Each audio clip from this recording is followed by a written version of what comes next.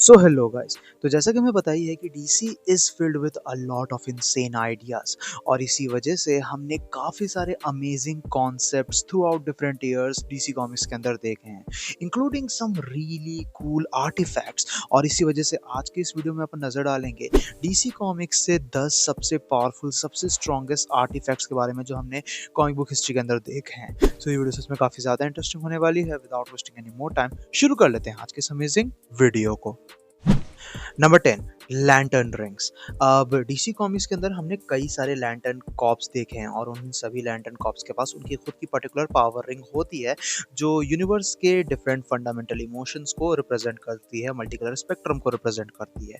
जहाँ green represent करता है विल को, ब्लू रिप्रेजेंट करता है होप को, येलो रिप्रेजेंट करता है फियर को, रेड रिप्रेजेंट करता है एंगर को, वायलेट रिप्रेजेंट करता है लव को, इंडिगो रिप्रेजेंट करता है कंपैशन को, ऑरेंज रिप्रेजेंट करता है ग्रीड को, ब्लैक रिप्रेजेंट करता है डेथ को और वाइट रिप्रेजेंट करता है लाइफ को।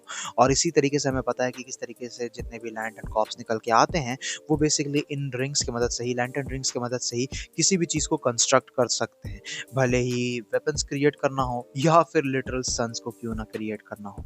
लेकिन इन सब के अंदर बेसिकली जो व्हाइट लैंटर्न रिंग्स हमें देखने को मिले हैं वो सबसे ज़्यादा स्ट्रॉन्गेस्ट आर्टिफैक्ट्स निकल के आते हैं, बिकॉज जो व्हाइट लैंटर्न्स हैं वो लिटरली गॉड लाइक बीइंग्स निकल के आते हैं। और सबसे स्ट्रॉन्ग व्हाइट लैंटर्न्स तो मल्टीवर्सल स्केल पे रियलिटी को भी मैनिपुलेट कर सकते हैं। सो हम स्टार्ट ही इतने ज़्यादा इंसेन आर्टिफैक्ट्स के साथ हो रहे हैं यहाँ पे।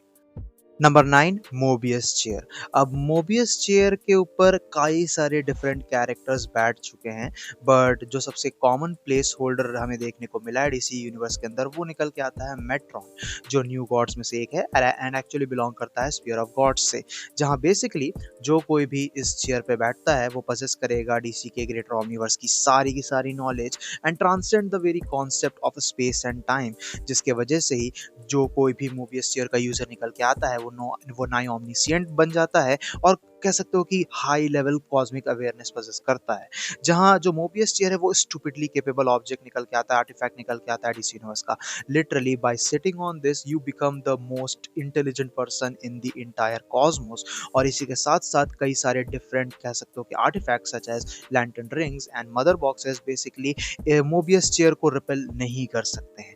क्वाइट लिटरली इस आर्टिफैक्ट के हमें कुछ ही कह सकते हो कि विल्डर्स देखने को मिले हैं जो एक्चुअली में इसकी कैपेबिलिटी को सही से यूज कर पाते हैं, and yet there are even more powerful objects here in this list. Number 8, boom tubes. अब जो बूम ट्यूब्स हैं वो बेसिकली कह सकते हो कि सिंपल शब्दों में लिटरल टेलीपोर्टिंग डिवाइस निकल के आते हैं जिन्हें न्यू गॉड्स यूज करते हैं ताकि वो ग्रेटर ओमनिवर्स में कहीं पे भी ट्रैवल कर सकें। सो एक टेलीपोर्टिंग डिवाइस आखिर इतना ज़्यादा स्ट्रॉन्ग और पावरफुल कैसे हो सकता है, तुम सोच रहे होगे। Well, it's made out of element x, वही सेम सब्सटेंस जिसके मदद से मोबियस चेयर को क्रिएट किया गया था। और जिस तरीके से हमें पता ही है कि new gods basically sphere of gods में एग्जिस्ट करते हैं जो डीसी के मल्टीवर्स के बाहर एग्जिस्ट करने वाला रियल में, जहाँ बेसिकली वो कैरेक्टर्स वो कह सकते हो कि स्पेस और टाइम के कॉन्सेप्ट के बियॉन्ड निकल के आते हैं। और इसी वजह से मल्टीवर्स के अंदर एंटर करने के लिए भी वो लोग बूम ट्यूब का हेल्प लेते हैं ताकि उनकी प्रॉपर्टीज को श्रिंक कर दिया जा सके, so they can not break the multiverse. क्योंकि हमें पता ही है कि किस तरीके से डार्क साइड जैसे बीइंग्स खुद मल्टीवर्स से भी ज्यादा बड़े निकल के आते हैं, तो ये न्यू गॉड्स कितने ज्यादा बड़े होंगे इनके बारे में तुम सोच भी नहीं सकते हो।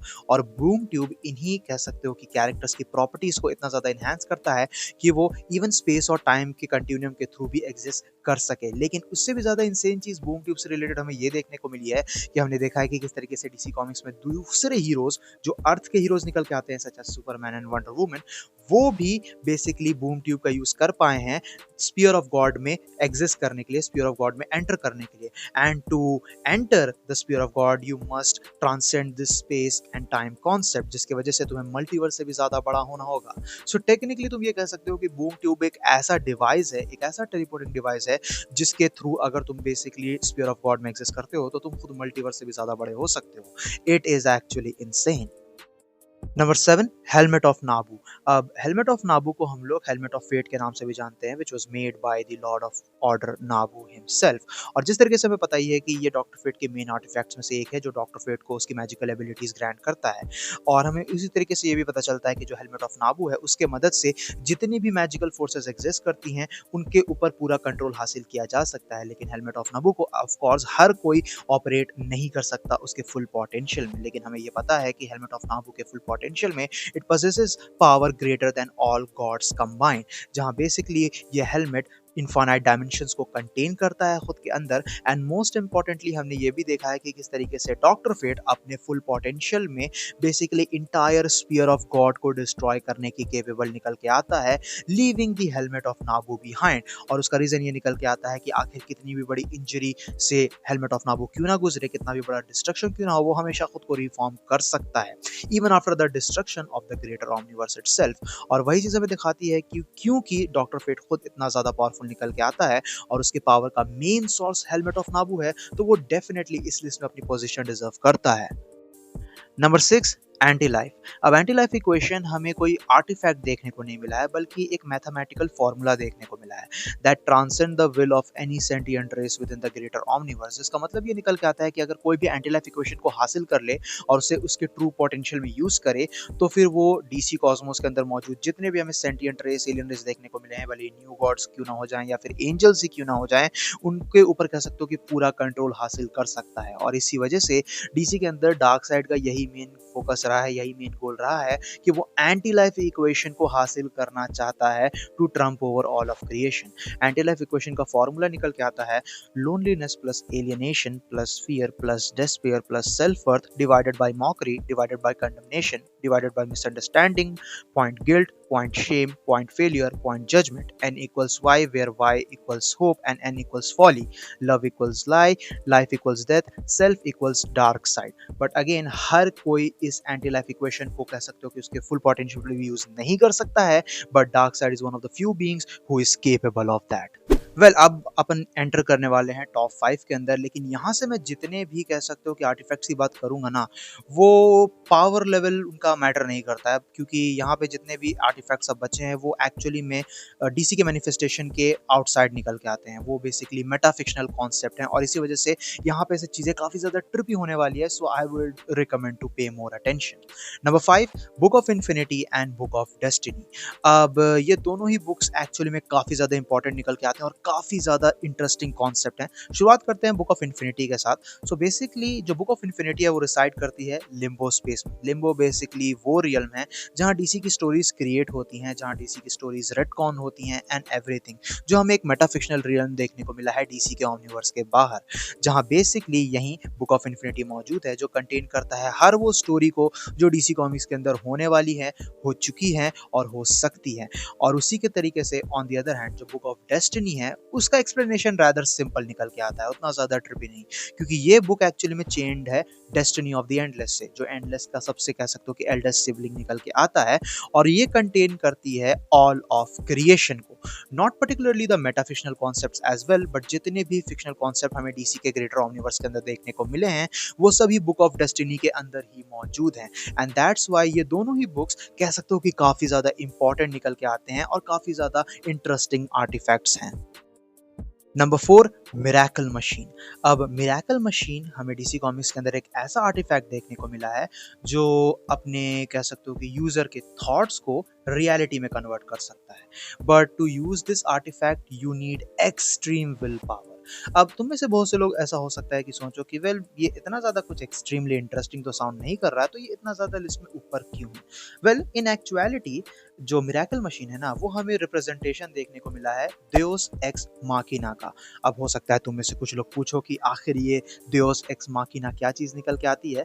सो in the history of storytelling हमने देखा है कि किस तरीके से कई सारे राइटर्स डिफरेंट प्लॉट डिवाइसेस का यूज़ करते हैं अपनी स्टोरी को कह सकते हो कि कंटिन्यू करने के लिए और एंड करने के लिए।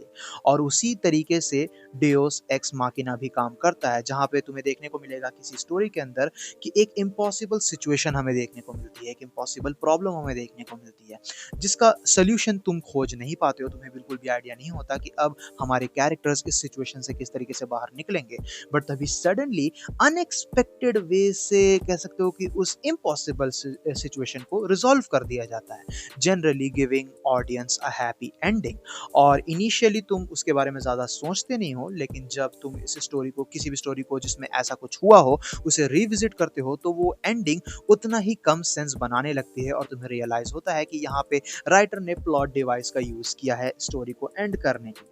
मिरेकल मशीन वही चीज़ निकल के आती है, उसी चीज़ का फिजिकल रिप्रेजेंटेशन निकल के आता है। हमने देखा है कि कॉमिक्स में किस तरीके से ट्रू फॉर्म डार्कसाइड को सुपरमैन ने मिरेकल मशीन की मदद से ही डिफीट किया था। सो या मिरेकल मशीन एक काफ़ी इंटरेस्टिंग रिप्रेजेंटेशन है इसी प्लॉट डिवाइस का। Number 3, thought robot. Thought robot को हम लोग कॉस्मिक आर्मर सुपरमैन के नाम से भी जानते हैं, जो अगेन एक प्लॉट डिवाइस निकल के आता है। This is also a metafictional weapon, metafictional artifact, जहाँ बेसिकली इस आर्टिफैक्ट के मदद से बेसिकली जो स्टोरी है उसी को, जो प्लॉट है उसी को चेंज किया जा सकता है, उसी को अफेक्ट किया जा सकता है। तो बेसिकली होता यह है कि इन द वेरी बिगिनिंग हमें बस ओवरवर्ल्ड देखने को मिलता है और धीरे धीरे ओवरवर्ल्ड ये रियलाइज करता है कि उसके अंदर एक फ्लॉ है जो निकल के आता है डीसी का कॉस्मोस, और इसी वजह से इस फ्लॉ को इन्वेस्टिगेट करने के लिए ओवरवर्ल्ड क्रिएट करता है डार्क नोवो को। और जब डार्क नोवो इस फ्लॉ में एंटर करता है वो धीरे धीरे करप्ट होने लगता है, और before he becomes completely corrupted, उससे पहले वो बेसिकली क्रिएट करता है एक अल्टीमेट वेपन को, जो कह सकते हो कि डार्क नोवो के करप्शन को रोक सके और अल्टीमेट इविल को डिस्ट्रॉय कर सके।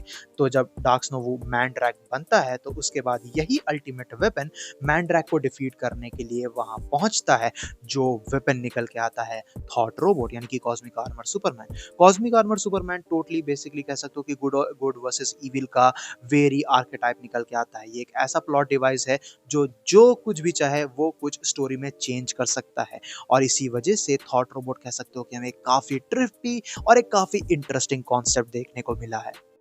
नंबर 2, ओवरवॉइड। अब ओवरवॉइड को हम लोग मॉनिटर माइंड के नाम से भी जानते हैं, जहां बेसिकली ये एक ऐसा आर्टिफैक्ट है जिसमें कॉस्मिक कॉन्शियसनेस मौजूद है।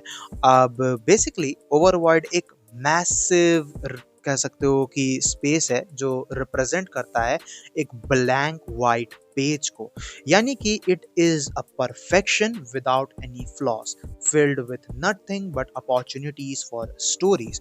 और जिस तरीके से the genius grant Morrison himself ने एक्सप्लेन किया है कि जो डीसी कॉमिक्स है ना, जो इंटायर डीसी कॉमिक्स ही निकल के आता है, जो डीसी का कॉस्मोस निकल के आता है, वो इसी एंडलेस वाइट पेज पे एक ड्रॉप ऑफ इंक के बराबर है। It's like you take a pen and create a dot on your paper. जो वो पेपर है वो पेपर ही ओवरवॉइड की रिप्रेजेंटेशन है। ओवरवॉइड उसी पेपर को, उसी ब्लैंक व्हाइट पेज को रिप्रेजेंट करता है, और अब उस डॉट के मदद से तुम अपने फिक्शनल वर्ल्ड को, फिक्शनल यूनिवर्स को, फिक्शनल मल्टीवर्स को बेसिकली क्रिएट करते हो। सो ओवरवॉइड अगेन कह सकते हो कि प्रीवियस बताए गए कुछ कॉन्सेप्ट्स की तरह ही एक काफी ट्रिपी और एक काफी इंटरेस्टिंग आर्टिफैक्ट निकल के आता है, जो डीसी कॉमिक्स के लोर को बहुत ही ज्यादा इंटरेस्टिंग बना देता है। Number 1, the writer's pen.